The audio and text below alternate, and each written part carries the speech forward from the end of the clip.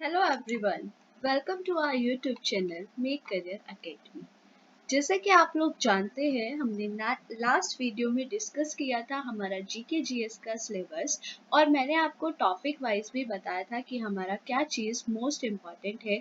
तो आज की हमारी जो वीडियो रहेगी, इस वीडियो में हम स्टार्ट करेंगे अपनी इंडियन पॉलिटी, हमारी कॉन्स्टिट्यूशन को स्टार्ट करेंगे और हमारा जो पहला टॉपिक था, अगर आपको याद है, तो वो हमारा कॉन्स्टिट्यूएंट असेंबली था, संविधान सभा। तो इस वीडियो में हम पूरी संविधान सभा को डिस्कस करेंगे और लास्ट में कुछ एमसीक्यूज करेंगे जो लास्ट ईयर पेपर में आपसे पूछे गए थे। तो ये वीडियो आपके लिए बहुत हेल्पफुल रहने वाला है। अगर आपने अभी तक चैनल को सब्सक्राइब नहीं किया है तो प्लीज चैनल को सब्सक्राइब कर दीजिए और बेल आइकन को प्रेस कर दीजिए। चलिए स्टार्ट करते हैं हमारी वीडियो। आज का हमारा जो टॉपिक है वो टॉपिक है हमारा कॉन्स्टिट्यूएंट असेंबली। तो जो कॉन्स्टिट्यूएंट असेंबली है, कॉन्स्टिट्यूएंट असेंबली की जो डायरेक्ट डिमांड नहीं की गई थी, यानी सबसे पहले संविधान सभा की डिमांड नहीं करी थी। सबसे पहले किस चीज की डिमांड करी थी? तो सबसे पहले डिमांड की गई थी हमारी स्वराज बिल की। ठीक है, सबसे पहले जो डिमांड हुई थी वो हुई थी हमारी स्वराज बिल की। स्वराज बिल जो पेश किया गया है वो किया गया था 1895 में बाल गंगाधर तिलक के द्वारा। बाल गंगाधर तिलक जो थे, इन्होंने स्वराज बिल पास किया और इस बिल में कहा गया था कि हमारा जो ब्रिटिशर्स की काउंसिल है उसमें भारतीय लोगों को भी काम करने का मौका मिलना चाहिए। ये था हमारा स्वराज बिल। नेक्स्ट हमारा आपको पता होगा 1905।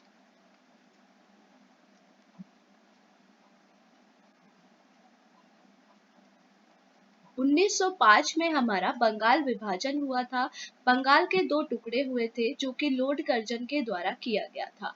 और लॉर्ड कर्जन जो थे, लॉर्ड कर्जन ने ये बोला था कि हमारा जो बंगाल है उसके दो टुकड़े हो जाएंगे, हमारे ईस्ट बंगाल और वेस्ट बंगाल। तो इसी के अगेंस्ट में स्वदेशी मूवमेंट जो था वो चलाया गया था और स्वदेशी मूवमेंट चलाया गया। और उसके बाद जो 1906 का हमारा सेशन था, आईएनसी सेशन, वो कोलकाता में हुआ, जिसके जो प्रेसिडेंट थे वो हमारे कौन थे? तो वो थे हमारे दादा भाई नौरोजी और इन्हों के द्वारा हमारा स्वराज वर्ड यूज किया गया था। अगर हम आईएनसी की बात करें तो आईएनसी हमारा है इंडियन नेशनल कांग्रेस, जिसकी जो स्थापना हुई है वो हुई है हमारी 28 दिसंबर 1885 को। ये क्वेश्चन आरआरबी एनटीपीसी में पूछा गया है। ठीक है, और इसके जो फाउंडर थे वो फाउंडर कौन थे? ए.ओ. ह्यूम इसके फाउंडर थे। हमारे जो पहले प्रेसिडेंट रहे हैं आईएनसी के वो कौन रहे हैं? तो डब्ल्यू.सी. बनर्जी जो है वो हमारे फर्स्ट प्रेसिडेंट रहे हैं। अगर आपसे पूछ ले आईएनसी की स्थापना के समय हमारे गवर्नर कौन थे, तो गवर्नर थे हमारे लॉर्ड डफरिन। नेक्स्ट है हमारा 1922। 1922 में क्या हुआ था? तो 1922 में जो महात्मा गांधी थे, इन्होंने एक स्टेटमेंट दिया था।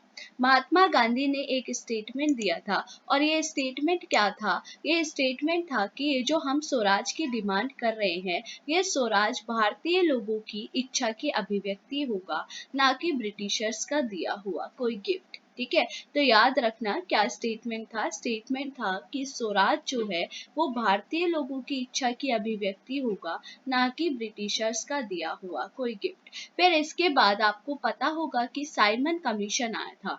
साइमन कमीशन 1927 में चला था और 3 फरवरी 1928 को भारत आ गया था। और साइमन कमीशन में जो मेंबर्स थे, 7 के 7 मेंबर्स क्या थे? ब्रिटिशर्स थे, जिसका क्या किया गया था? विरोध किया गया था। और इसी विरोध में लाला लाजपत राय की क्या हो गई थी? डेथ हो गई थी।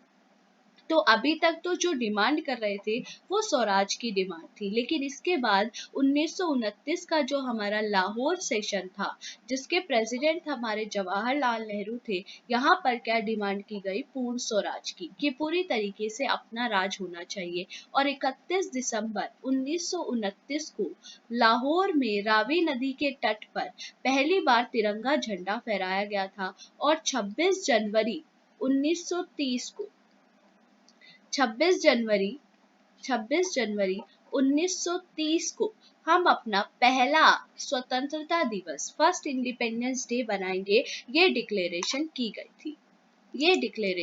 गई थी। ठीक है, तो याद रखना यही वजह है कि हमारा जो कॉन्स्टिट्यूशन लागू हुआ है वो कब लागू हुआ है, 26 जनवरी 1950 को हमारा जो संविधान है वो लागू हुआ है। ठीक है, तो ये आप सभी याद रखिएगा। नेक्स्ट,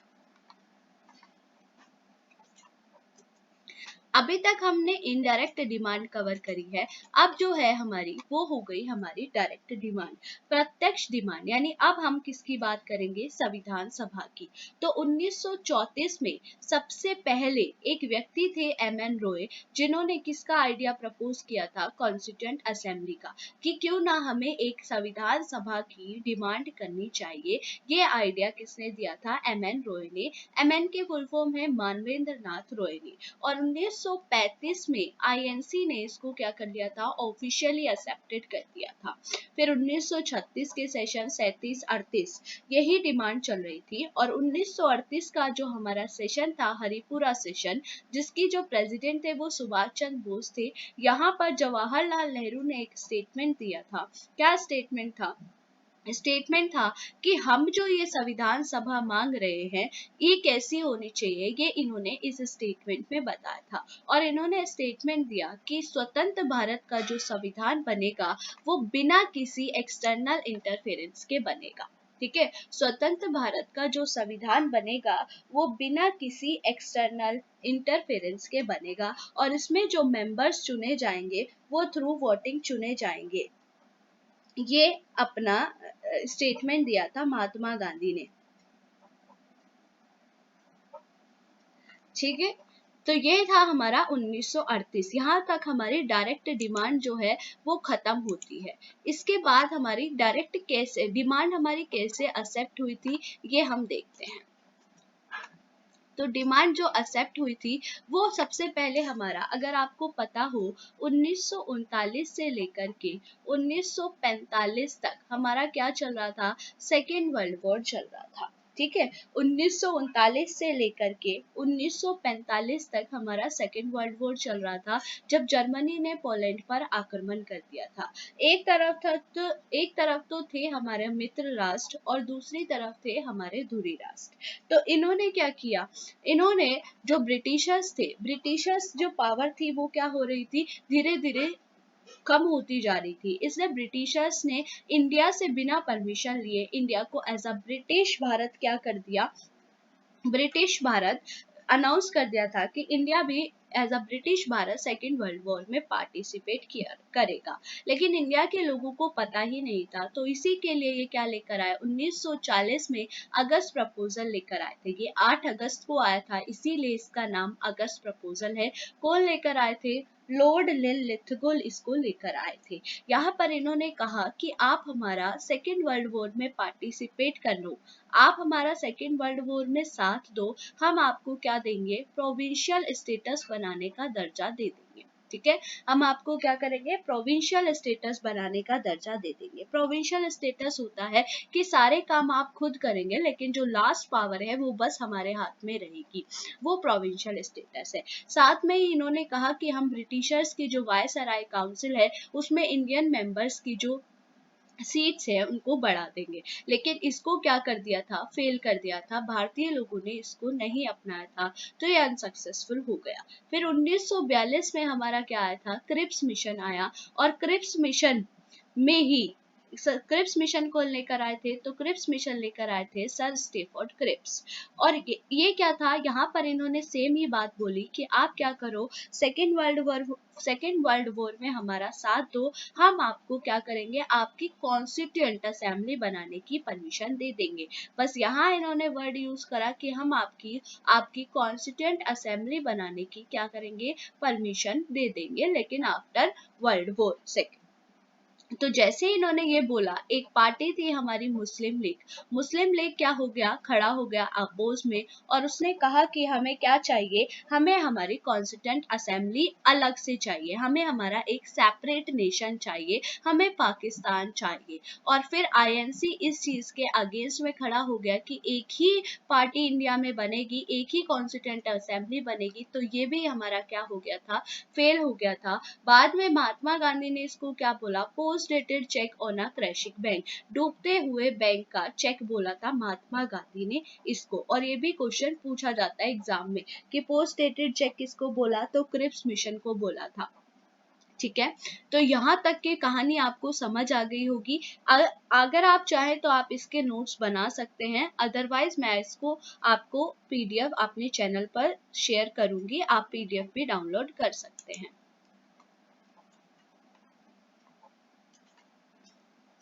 नेक्स्ट है हमारा 1946। 1946 में अब क्या हुआ, 1946 में हमारा कैबिनेट मिशन आया। कैबिनेट मिशन जो आया था वो मार्च 1946 में आ गया था। इस टाइम पे जो ब्रिटिश पीएम थे वो कौन थे, क्लीमेंट एटली थे। ठीक है, जो मैं एक्स्ट्रा चीजें बता रही हूँ आप उसको नोट डाउन करते चलिएगा कि ब्रिटिश पीएम कौन थे कैबिनेट मिशन के टाइम पे, तो क्लीमेंट एटली थे। ठीक है, इन्होंने क्या बोला, इन्होंने कहा, अगर आपको पता है अभी मैंने आपको बताया कि 1945 में हमारा वर्ल्ड वॉर सेकेंड खत्म हो गया था। जब वर्ल्ड वॉर सेकेंड खत्म हुआ ना, तो उस टाइम पे जो ब्रिटिशर्स थी उनकी सारी जो पावर थी वो बहुत वीक हो चुकी थी। तो क्लेमेंट एटली ने बोला कि जल्द से जल्द भारत को उनकी कॉन्स्टिट्यूंट असेंबली दे दो, अदरवाइज ये लोग हमें क्या करेंगे, धक्के मार के बाहर निकालेंगे, क्योंकि ये लोग भी जानते हैं कि अब हमारी जो पावर है वो बहुत ज्यादा वीक हो चुकी है। इसीलिए कैबिनेट मिशन लेकर आए थे 1946 में। इसके जो मेंबर्स थे वो कौन थे, पैथिक लॉरेंस, स्टेफोर्ड क्रिप्स और एवी अलेक्जेंडर। आरआरबी एनटीपीसी की ही एक शिफ्ट में पूछा गया था, इवन मेरे ही एग्जाम में पूछा गया था कि संविधान सभा जो बनी है कैबिनेट मिशन के द्वारा बनी है, उस कैबिनेट मिशन के अध्यक्ष कौन थे, तो जो पैथिक लॉरेंस थे ये इसके अध्यक्ष थे, ये इसके प्रेसिडेंट थे। ठीक है, याद रखिएगा क्योंकि ऑप्शन में तीनों आपको दिए जाते हैं, स्टेफोर्ड क्रिप्स और एबी अलेक्जेंडर। स्टेफोर्ड क्रिप्स जो थे वो सेक्रेटरी थे और एबी अलेक्जेंडर हमारे नेवी मिनिस्टर थे, नौसेना के मिनिस्टर थे। ठीक है, अब ऐसा क्या हुआ, हमारी जो कॉन्स्टिट्यूंट असेंबली बनी थी वो कैबिनेट मिशन के द्वारा ही बनी थी। अब ये ऐसा क्या चीज लेकर आए थे, तो ये मई 1946 में इनकी फर्स्ट मीटिंग हुई और इन्होंने क्या किया, सांप्रदायिक निर्वाचन यानी कॉम्युनल इलेक्शन का प्रपोजल इन्होंने रखा कि यहाँ पर इन्होंने कहा कि हिंदू हिंदू को वोट देगा और मुस्लिम मुस्लिम को ही वोट देगा। ठीक है, तो यहाँ से ये जो कॉम्युनल इलेक्शन का जो प्रपोजल था, इससे मुस्लिम लीग भी काफी हद तक सेटिस्फाइड हो गया और हमारी संविधान सभा जो बनी वो कैबिनेट मिशन के थ्रू ही बनी। आइए देखते हैं कितनी सीट्स थी। तो हमारी कैबिनेट मिशन में मतलब कॉन्स्टिट्यूंट असेंबली में जो टोटल सीट्स थी वो कितनी थी, 389 सीट्स थी। आप याद रखना एक सीट पर कितने लोग थे, तो एक सीट पर 1 मिलियन लोग थे। इसका क्या मतलब है, इसका मतलब है कि जहां पर 10 लाख पॉपुलेशन थी वहीं पर हमारी एक सीट दी गई थी। ठीक है, तो टोटल 389 हमारी सीट्स थी, जिसमें से एक थी हमारे 296 और एक थे हमारे 93। 296 जो थी उसको क्या कर दिया गया था, 296 को हमने दो भागों में बांट दिया गया, 292 और 4 चीफ कमिश्नर वाला एरिया। ठीक है, 292 और 4 चीफ कमिश्नर वाला एरिया। 292 था हमारा ब्रिटिश प्रोविंसेस, जहां पर ब्रिटिशर्स अपना पूरा का पूरा राज था, ये हमारे 11 जगह थी। और 4 वो थी जहां पर ब्रिटिशर्स के चीफ कमिश्नर वाले लोग रहते थे, जो हमारी ABCD से आप याद रख सकते हैं। ए से हमारा अजमेर हो गया, बी से बलूचिस्तान हो गया, सी से कुर्ग हो गया और डी से हमारा दिल्ली हो गया। ठीक है, अब 296 पे जो हमारी इलेक्शन होने थे वो इलेक्टेड थे, यानी यहाँ पर लोगों के द्वारा चुना जाता। और 93 हमारी जो सीट्स थी वो प्रिंसली स्टेट्स थी, यानी राजा महाराजा वाली ये सीट्स थी और यहाँ पर कोई इलेक्शन नहीं होना था, यहाँ सिर्फ नॉमिनेशन ही होना था। ठीक है, अब रिजल्ट देखते हैं कि रिजल्ट कैसा रहा। तो ये हमारा रिजल्ट था।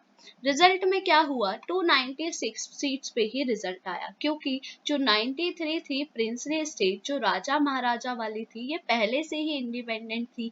इन्होंने कहा कि हम जो है संविधान सभा में पार्टिसिपेट नहीं करेंगे। तो 296 में 208 जो वोट मिले थे वो किसको मिले, कांग्रेस को मिले यानी INC को मिले, 73 मुस्लिम लीग को और 15 हमारे किसको मिले थे, अन्य को मिले थे। अब जैसे ही ये रिजल्ट आया, मुस्लिम लीग को इतना तो पता चल गया कि भारत में रहते हुए हमारी गवर्नमेंट नहीं बनेगी, यानी हमारी पार्टी जो है वो लीड में नहीं रह पाएगी। इसीलिए अभी हम आगे देखेंगे कि हमारी जो कॉन्स्टिट्यूएंट असेंबली की फर्स्ट मीटिंग हुई थी उसमें मुस्लिम लीग ने पार्टिसिपेट ही नहीं किया, और मुस्लिम लीग क्या करने लगा, डायरेक्ट डिमांड करने लगा दोबारा से सेपरेट कॉन्स्टिट्यूएंट असेंबली की, दोबारा से डिमांड करने लगेगा पाकिस्तान की।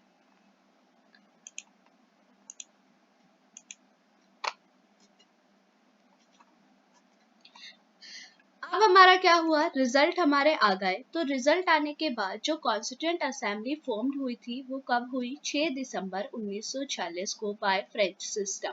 अब फ्रेंच सिस्टम क्या था, तो फ्रेंच सिस्टम होता है कि कोई भी मीटिंग होगी तो उस मीटिंग में जो पहले प्रेसिडेंट बनाए जाएंगे वो रिस्पेक्ट देने के लिए सबसे एल्डेस्ट पर्सन, सबसे बुजुर्ग व्यक्ति को मनाया जाएगा। इसीलिए हमारे जो टेम्परेरी प्रेसिडेंट बने थे वो सच्चिदानंद सिन्हा बने थे, क्योंकि ये ओल्डेस्ट पर्सन थे हमारे कॉन्स्टिट्यूएंट असेंबली के। तो अगर आपसे पूछे फर्स्ट मीटिंग कब हुई संविधान सभा की, तो पहली मीटिंग हुई हमारी 9 दिसंबर 1946 को। यहाँ पर हमारे टेम्परेरी प्रेसिडेंट बने सच्चिदानंद सिन्हा। कितने मेंबर्स ने इस मीटिंग को एक्सेप्ट किया था, तो 207 मेंबर्स ने इस मीटिंग प्रेजेंट थे। मुस्लिम लीग और प्रिंसली स्टेट्स ने यहाँ पर पार्टिसिपेट नहीं किया था, क्योंकि मुस्लिम लीग दोबारा से क्या करने लगी थी, डिमांड करने लगी थी पाकिस्तान की।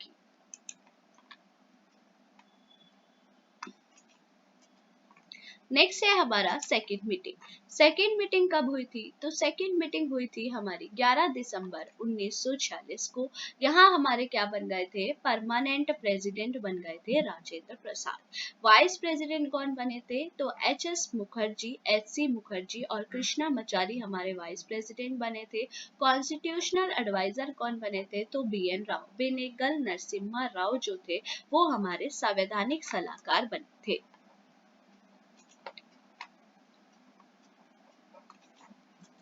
नेक्स्ट है हमारा थर्ड मीटिंग। थर्ड मीटिंग हमारी कब हुई, तो थर्ड मीटिंग हुई थी हमारी 13 दिसंबर 1946 को।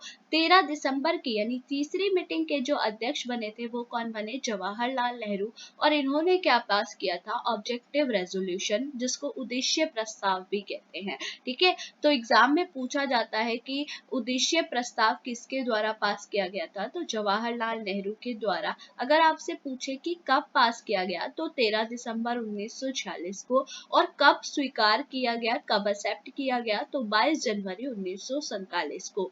यही ऑब्जेक्टिव रेजोल्यूशन यानी उद्देश्य प्रस्ताव आज हमारा क्या है, प्रेम्बल है। आज हमारा क्या है ये, तो आज हमारा ये प्रेम्बल है। ठीक है, इसने ऑब्जेक्टिव रेजोल्यूशन ने बताया था कि हमारा संविधान में क्या क्या चीजें होनी चाहिए, सॉवरेनिटी होनी चाहिए, सेकुलर होना चाहिए, फ्रीडम ऑफ स्पीच होनी चाहिए, फ्रेटर्निटी होनी चाहिए। ये सब ऑब्जेक्टिव रेजोल्यूशन में जवाहरलाल नेहरू ने बताया था।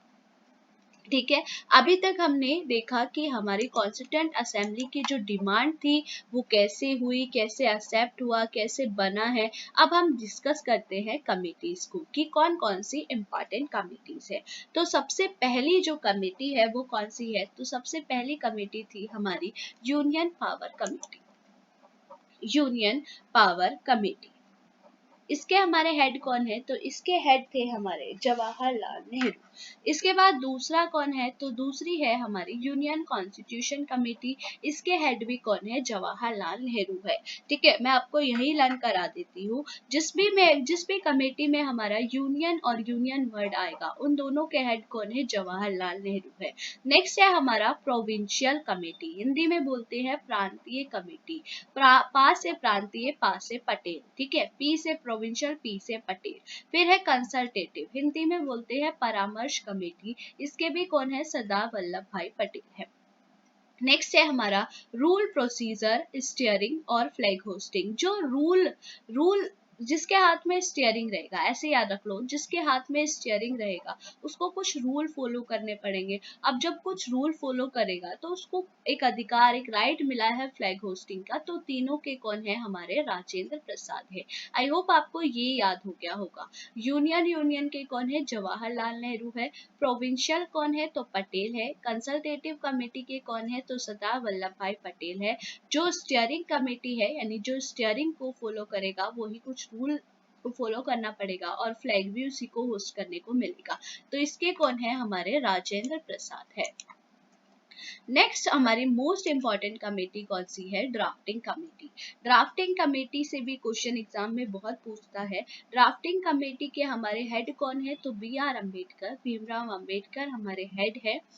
ठीक है। अब इसमें जो ये भी पूछता है ड्राफ्टिंग कमेटी कब बनी थी? तो 29 अगस्त 1947 को हमारी ड्राफ्टिंग कमेटी बनी। इसमें टोटल मेंबर्स कितने थे? तो 7 इसमें मेंबर्स थे। ठीक है, 7 इसमें क्या थे? हमारे मेंबर्स थे, जिसमें एक हमारे प्रेसिडेंट हो गया और 6 मेंबर्स मैंने यहाँ लिखे हुए हैं। ये आपको मैं इजीली याद करा सकती हूँ। आपको कृष्णा के नाम याद होंगे, बस कृष्णा से याद रखो। कृष्ण को ही गोपाल भी बोलते हैं, गोपाल स्वामी, कृष्णा स्वामी। के एम मुंशी जो है, के एम मुंशी का मतलब है कृष्णा। ठीक है, के एम मुंशी का मतलब भी हमारा क्या है? कृष्णा मचारी ही है। ठीक है, सॉरी, के एम मुंशी का मतलब है हमारा कन्हैया लाल। हाँ, कन्हैया लाल मनिका लाल मुंशी, कन्हैया लाल। तो के से याद रख लेना, कन्हैया लाल। तो गोपाल स्वामी हो गया, कृष्णा स्वामी हो गया, कन्हैया लाल हो गया। माधव भी कृष्ण को ही कहते हैं और कृष्णा भी। तो 5 तो याद हो गए होंगे। देखो, गोपाल स्वामी, कृष्णा स्वामी, कन्हैया लाल, कृष्णा मचारी, माधव राय, और एक मुस्लिम थे मोहम्मद सादुल्ला खान। अब याद रखना, मित्र की जगह माधव आए थे। ठीक है, मित्र की जगह, मित्र क्या हो गया था? हेल्थ इशू होने की वजह से माधव राय आए थे। और कृष्णा मचारी जो आए थे डीपी खेतान की वजह से आए थे, इनकी डेथ हो गई थी। ठीक है, अब याद रखो कि हमारे जो कॉन्स्टिट्यूशन बना है, वो कॉन्स्टिट्यूशन जो बनाया है वो बी आर अम्बेडकर ने ही बनाया है। यानी कि जो ड्राफ्टिंग कमेटी है, इन्हीं के द्वारा ही कॉन्स्टिट्यूशन को रीड किया गया था। आपको पता होगा हमारा जो कॉन्स्टिट्यूशन बना है वो वेरियस सोर्सेज से लिया गया है। अलग अलग कंट्रीज के सोर्सेज से हमने इसको अडॉप्ट किया है। अब अडॉप्ट किया है तो उसको रीड भी करना पड़ेगा, मिस्टेक्स भी निकालनी पड़ेगी, कुछ चेंजेस करने पड़ेंगे। तो वो सब काम किसने किया था? ड्राफ्टिंग कमेटी ने किया था। तो ड्राफ्टिंग कमेटी ने हमारी जो रीडिंग स्टार्ट हुई थी वो 1948 में हमारी रीडिंग स्टार्ट हुई। और हमारी 1948 में हमारी रीडिंग स्टार्ट हुई थी और हमारी 1949 में जाकर ये हमारा पूरा हुआ था। 1947 में रीडिंग स्टार्ट हुई थी। ठीक है, और 1949 में जाकर, सॉरी 1948 में ही हमारी रीडिंग स्टार्ट हुई थी और हमारा ये 1949 में हमारा पूरा हो गया था। ठीक है, 26 नवंबर 1949 को।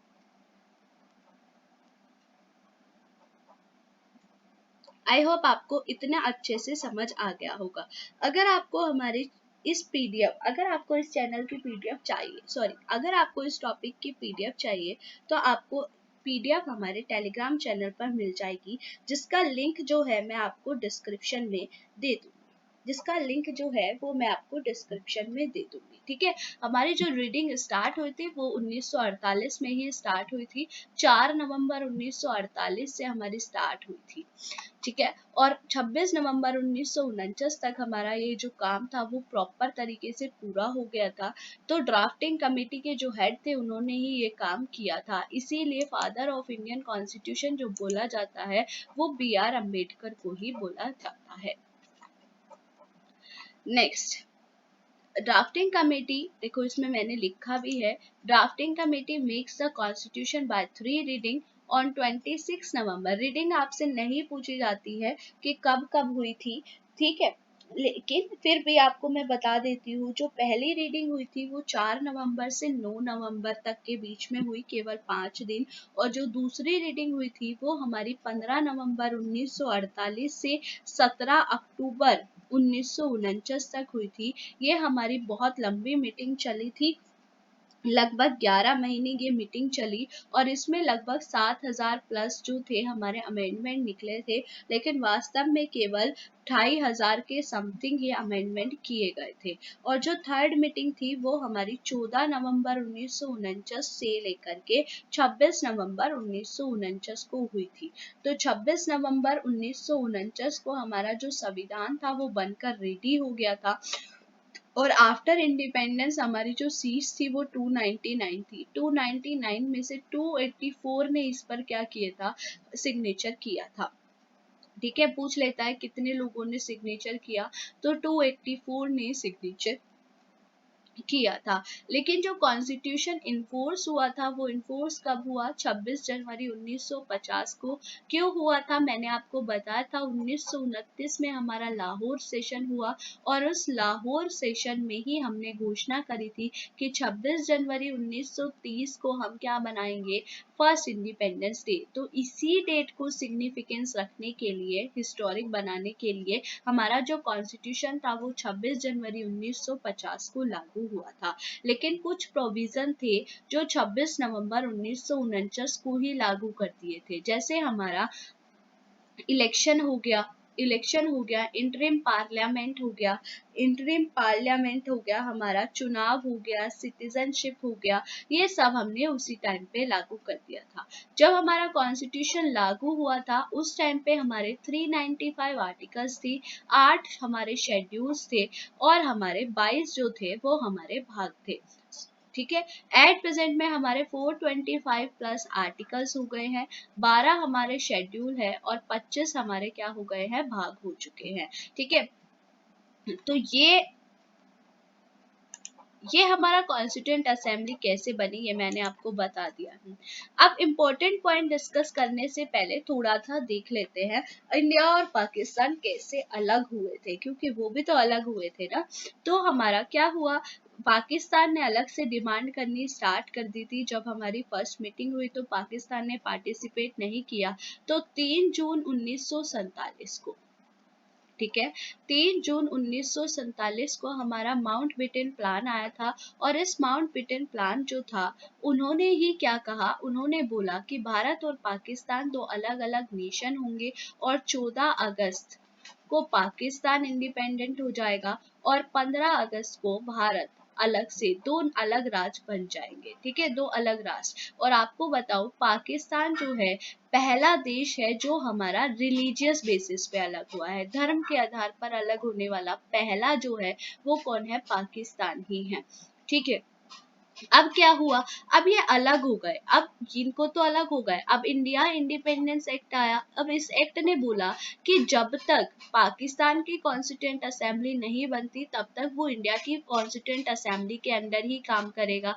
दूसरा इन्होंने एक, अगर मैंने आपने पढ़ा है प्रिंसली स्टेट, तो प्रिंसली स्टेट के लिए एक स्टेटमेंट आया था कि अगर वो चाहे तो वो आजाद रह सकते हैं, वो चाहे तो इंडिया में मर्ज हो सकते हैं, वो चाहे तो वो पाकिस्तान में मर्ज हो सकते हैं। ठीक है, यानी जाते जाते भी ये एक हरकत कर ही गए थे प्रिंसली स्टेट के लिए। अब कोई पहले से ही शुरू से आजाद रहा है तो वो किसी में मर्ज क्यों होगा। लेकिन उसके बावजूद भी बहुत सारी जो प्रिंसली स्टेट्स थी तो वो इंडिया में मर्ज हो गई थी, कुछ पाकिस्तान में मर्ज हो गई थी। केवल 3 प्रिंसली स्टेट्स हमारी रह गई थी। कौन कौन सी, जम्मू कश्मीर, हैदराबाद, जम्मू कश्मीर, हैदराबाद और हमारी जूनागढ़।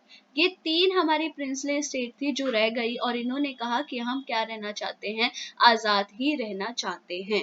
तो इन तीनों प्रिंसली स्टेट्स को भारत में जो मर्ज करने का क्रेडिट जाता है वो किसको जाता है, सरदार वल्लभ भाई पटेल को जाता है। इसीलिए सरदार वल्लभ भाई पटेल को क्या बोलते हैं, बिस्मार्क ऑफ इंडिया बोला जाता है। ठीक है, अब मैं बताती हूँ जम्मू कश्मीर भारत में कैसे मर्ज हुई। तो जम्मू कश्मीर में हमारे महाराजा हरि सिंह थे, ये भारत में मर्ज होना नहीं चाहते थे, लेकिन पाकिस्तान ने क्या किया, इन पर अटैक कर दिया था। जो पीओके है वो यही है। इसी वजह से जो महाराजा हरि सिंह थे इन्होंने क्या किया, असेसमेंट, जो हमारा विले पत्र जिसे बोलते हैं उस पर क्या कर दिया था, साइन कर दिया था, जिसे इंग्लिश में बोलते हैं इंस्ट्रूमेंट ऑफ असेशन। इंस्ट्रूमेंट ऑफ असेशन पे साइन कर दिया तो ये भारत में विलय हो गया। फिर इसके बाद जो जूनागढ़ थी, जूनागढ़ जो थी वो क्या थी, जूनागढ़ एट प्रेजेंट में कहाँ है, तो हमारा जो गुजरात वाला इलाका था उसमें हमारी जूनागढ़ थी, ठीक है। अब जूनागढ़ में जो रूलर था वो हमारे मुस्लिम थे, लेकिन यहाँ की जो जनता थी वो भारत में विलय होना चाहती थी, इसलिए यहाँ पर जो जनमत संग्रह हुआ था, यानी जो मेजॉरिटी थी वोटिंग हुई और मेजॉरिटी ने कहा कि हम इंडिया में मर्ज होना चाहते हैं, इसीलिए जूनागढ़ भारत में मर्ज हो गई। फिर जो हैदराबाद है, हैदराबाद हमारी 1948 में मर्ज हुई।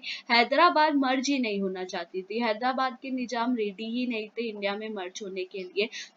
लेकिन यहाँ पर क्या चलाया गया था, यहाँ पर ऑपरेशन पोलो चलाया गया था भारतीय लोगों के द्वारा, भारतीय लोगों के यानी इंडियन आर्मी के द्वारा ऑपरेशन पोलो चलाया गया था। जब हैदराबाद के निजाम के अगेंस्ट जो किसान थे हैदराबाद के ही, उन्होंने क्या कर दिया था, आंदोलन चला दिया था, और हैदराबाद के जो निजाम थे उन्होंने इन पर बहुत अत्याचार एट्रोसिटीज करी थी।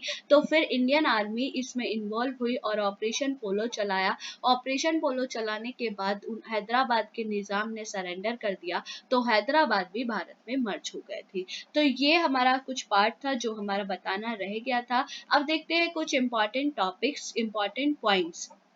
अगर पूछ ले कि पूरी संविधान सभा में टोटल फीमेल कितनी थी, तो 15 फीमेल्स थी, ठीक है। अगर आपसे पूछे कि नेशनल फ्लैग को कब अडॉप्ट किया गया था, तो नेशनल फ्लैग को अडॉप्ट किया गया था 22 जुलाई 1947 को। नेशनल फ्लैग में लेंथ और ब्रेथ का जो अनुपात रहता है वो कितना रहता है, 3:2 रहता है। आपसे क्वेश्चन ये भी पूछा गया है कि नेशनल फ्लैग को डिजाइन किसने किया है, तो पिंगली वेंकैया ने, पिंगली वेंकैया ने क्या किया है, नेशनल फ्लैग को डिजाइन किया है, याद रखना। फिर national anthem was adopted, national anthem कब अडॉप्ट किया गया, तो 24 जनवरी 1950। नेशनल एंथम आप सबको पता है जनगण मन रविंद्रनाथ ठाकुर ने लिखा है। रविंद्रनाथ टैगोर ही फर्स्ट पर्सन भी है जिनको नोबेल प्राइज मिला है, ठीक है, first person to achieve Nobel prize. फिर इसके बाद नेशनल सॉन्ग कब अडॉप्ट हुआ, तो नेशनल सॉन्ग भी 24 जनवरी 1950 को ही अडॉप्ट किया गया है। नेशनल सॉन्ग हमारा वंदे मातरम है, जो बंकिम चंद्र चटर्जी के आनंद मठ से लिया गया है। नेक्स्ट है हमारा last meeting of the Indian constitution, यानी कॉन्स्टिट्यूंट असेंबली की लास्ट मीटिंग कब हुई थी, तो 24 जनवरी 1950 को हुई थी। हमारे जो फर्स्ट प्रेसिडेंट इलेक्ट हुए थे वो भी कौन, डॉक्टर राजेंद्र प्रसाद, वो भी कब चुने गए, 24 जनवरी 1950 को ही वो भी चुने गए थे, ठीक है। अगर टोटल टाइम देखें तो टोटल टाइम कितना लगा था, 2 साल 11 महीने 18 दिन। कितना खर्चा आया था, तो 64 लाख का खर्चा आया था। अगर आपसे पूछे कि कैलीग्राफी हमारे हाथ से किसने लिखा है संविधान को, या कैलीग्राफी या इटैलिक में या इंग्लिश में, तो किसने लिखा है, ब्रह्म बिहारी नारायण रायजादा ने। उसका जो हिंदी संस्करण है वो किसने लिखा है, वसंत कृष्ण वैद ने लिखा है। और ये दोनों क्वेश्चन एसएससी ने भी पूछे हैं अपने एग्जाम में। तो ये था हमारा पूरा कॉन्स्टिट्यूएंट असेंबली। अब कुछ क्वेश्चंस डिस्कस कर लेते हैं। हमारा फर्स्ट क्वेश्चन है, the constitution of India was framed bye. Option number first है हमारा प्लानिंग कमीशन, ऑप्शन नंबर 2 है हमारा कॉन्स्टिट्यूएंट असेंबली, ऑप्शन नंबर 3 है प्रेसिडेंट, या ऑप्शन नंबर 4 है वर्किंग कमेटी। कॉन्स्टिट्यूशन इंडिया यानी कि भारत के संविधान को किसके द्वारा फ्रेम किया गया है, तो अभी मैंने आपको बताया था हमारा संविधान सभा के द्वारा। तो इसका राइट आंसर क्या हो जाएगा, हमारा कॉन्स्टिट्यूएंट असेंबली इसका राइट आंसर हो जाएगा। नेक्स्ट क्वेश्चन है, constituent assembly of India was founded in the year. कब बनी थी हमारी संविधान सभा, ऑप्शन नंबर फर्स्ट है 1940 में, ऑप्शन नंबर 2 है 1946 में, ऑप्शन नंबर 3 है 1947 में, या ऑप्शन नंबर 4 है 1950 में। तो सबको पता है कब बनी, 1946 में हमारी कॉन्स्टिट्यूएंट असेंबली जो है बनी थी। कौन सी डेट, 9 दिसंबर 1946 को, सॉरी 6 दिसंबर 1946 को। 9 दिसंबर को हमारी फर्स्ट मीटिंग हुई, 11 को दूसरी और 13 को तीसरी। और लास्ट मीटिंग कब हुई, तो लास्ट मीटिंग हुई थी हमारी 24 जनवरी 1950 को। नेक्स्ट क्वेश्चन है, who was the temporary president of constituent assembly, हमारी संविधान सभा के अस्थायी अध्यक्ष कौन बने थे।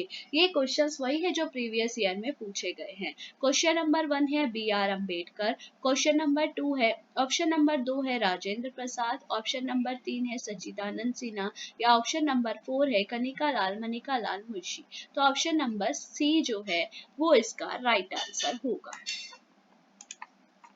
नेक्स्ट है हमारा the Indian constitution was prepared in how many days, कब तैयार हुआ था। तो ऑप्शन नंबर 1 है 2 साल 10 महीने 15 दिन, ऑप्शन नंबर 2 है 3 साल 5 महीने 14 दिन, ऑप्शन नंबर 3 है 2 साल 4 महीने 20 दिन, या ऑप्शन नंबर 4 है 2 साल 11 महीने 18 दिन। तो इसका राइट आंसर क्या हो जाएगा, 2 साल 11 महीने 18 दिन। नेक्स्ट है when was national song was adopted, option number A है हमारा 22 जुलाई 1947, ऑप्शन नंबर बी है हमारा 24 जनवरी 1950, ऑप्शन नंबर सी है 26 जनवरी 1950, या ऑप्शन नंबर 4 है 15 अगस्त 1947। तो नेशनल सॉन्ग हो या नेशनल एंथम हो, राइट आंसर क्या होगा, 24 जनवरी 1950। नेक्स्ट है when was national anthem was adopted, ये भी मैंने आपको अभी बताया 24 जनवरी 1950। नेक्स्ट क्वेश्चन है when was drafting committee was formed, तो जो ड्राफ्टिंग कमेटी है वो हमारी फ्रेम कब हुई थी, वो हमारी फ्रेम कब हुई। ऑप्शन है 22 जुलाई 1947, ऑप्शन नंबर 2 22 जनवरी 1947, ऑप्शन नंबर 3 26 जनवरी 1950, ऑप्शन नंबर 4 15 अगस्त 1947। इन चारों में ही राइट आंसर नहीं है, गलती से इसमें राइट आंसर नहीं है। राइट आंसर है हमारा 29 अगस्त 1947 को हमारी फ्रेम हुई थी ड्राफ्टिंग कमेटी। ड्राफ्टिंग कमेटी के हेड कौन है, तो B.R. अम्बेडकर इसके हमारे हेड थे। इसमें टोटल मेंबर कितने थे, तो हमारे 7 मेंबर्स थे। 6 मैंने आपको याद कराए थे, कृष्णा स्वामी, गोपाल स्वामी, कन्हैया लाल, कृष्णामाचारी, माधव राय और एक मोहम्मद सादुल्ला खान। नेक्स्ट क्वेश्चन है हमारा the national flag of India was design by, तो किसने डिजाइन किया। ऑप्शन नंबर ए है पिंगली वेंकैया, ऑप्शन नंबर 2 है सुभाष चंद्र बोस, ऑप्शन नंबर 3 है महात्मा गांधी, या ऑप्शन नंबर 4 है हमारे जवाहरलाल नेहरू। तो अभी मैंने आपको बताया था नेशनल फ्लैग कब अडॉप्ट किया गया, तो 22 जुलाई 1947 को अडॉप्ट किया गया था। और किसने डिजाइन किया है, तो पिंगली वेंकैया ने इसको डिजाइन किया है। तो ये थी हमारी आज की वीडियो। आई होप ये वीडियो आपको अच्छी लगेगी। अगर वीडियो आपको पसंद आए तो प्लीज़ चैनल को सब्सक्राइब कीजिए एंड वीडियो को लाइक कमेंट एंड शेयर कीजिए। इस वीडियो की जो PDF है वो आपको हमारे टेलीग्राम चैनल पर मिल जाएगी। टेलीग्राम चैनल का लिंक मैं आपको डिस्क्रिप्शन में दे दूंगी, आप वहाँ से टेलीग्राम चैनल को ज्वाइन कर सकते हैं। Thank you.